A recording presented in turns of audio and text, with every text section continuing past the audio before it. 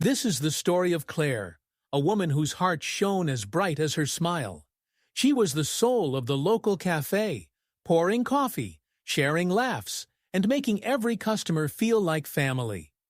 Each morning, she jogged through the park, her ponytail swaying in the sunrise, her spirit unstoppable. But life can shift in a single moment, and for Claire, that moment came 6 months ago. A car accident, a sudden, jarring rear-end collision at a stoplight, left her with a burning, relentless pain in her lower back. It was the kind of pain that clawed at her every move, stole her sleep, and dimmed her light. Claire's world crumbled. She couldn't stand for more than a few minutes without her back screaming in agony. "It's like fire running through me," she said, her voice trembling. "I can't work. I can't sleep. I can't live like this." Her shifts at the cafe became impossible. Nights were spent tossing and turning, chasing rest that never came. Desperate for answers, she turned to doctors, her heart clinging to hope. But hope was fading with every visit. "Your scans are clear, Claire," one doctor told her. "It's just stress. Try yoga or meditation." Another was even more dismissive. "This kind of pain can be psychological," he said. "Maybe therapy would help." Claire pleaded, "I know my body. This isn't in my head. It's real, and it's ruining my life." But they saw a healthy-looking woman in her 30s and assumed her struggle was imagined. The dismissals broke Claire's spirit. She began to doubt herself. "What if they're right?" she whispered to herself one night, staring at the ceiling. "What if this is all in my mind?" She felt invisible, her pain ignored, her life slipping away. At home, she could barely move. A mug slipped from her hands one morning, shattering on the kitchen floor, a sound that echoed the shattering of her hope. She stopped going out, her laughter silenced. "I used to run every day," she said, holding an old photo of herself in the park, her eyes wet with tears. "I used to be me. Is that Claire gone forever?" Her friends and family tried to help, but they couldn't understand.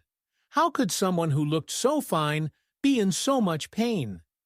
Just when Claire thought all hope was lost, a friend gave her a spark of light. "You have to see Dr. Ellis," her friend urged. "He's a chiro. He helped my mom when no one else could. He listens, Claire. Give him a chance." Claire hesitated, her voice heavy with doubt. "I've seen so many doctors. What's the point?" But her friend insisted, "Just one appointment. You've got nothing to lose." With a flicker of desperation, Claire walked into Dr. Ellis's chiropractic office, bracing herself for another rejection. But Dr. Ellis was different. He listened as she poured out her story, the accident, the pain, the doctors who dismissed her. "They keep saying it's in my head," she told him, her voice breaking, "but I feel it every second. I'm losing myself." Dr. Ellis examined her spine with care, his hands searching for answers others had missed. Then he spoke words that changed everything. "Claire, your pain is real," he said. "There's a biomechanical dysfunction in your lower back. The accident misaligned your lumbar spine, putting pressure on your nerves. This is why you hurt, and we can fix it." For the first time in months, Claire felt seen.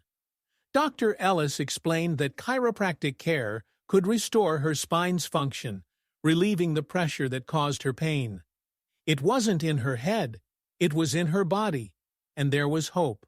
During her first adjustment, she felt a gentle shift, a spark of relief that lit up her darkened world.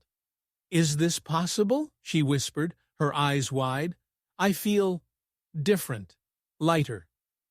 Dr. Ellis smiled. "It's a start, Claire. Your body's been fighting hard. We're going to help it heal." Week after week, Claire returned for adjustments.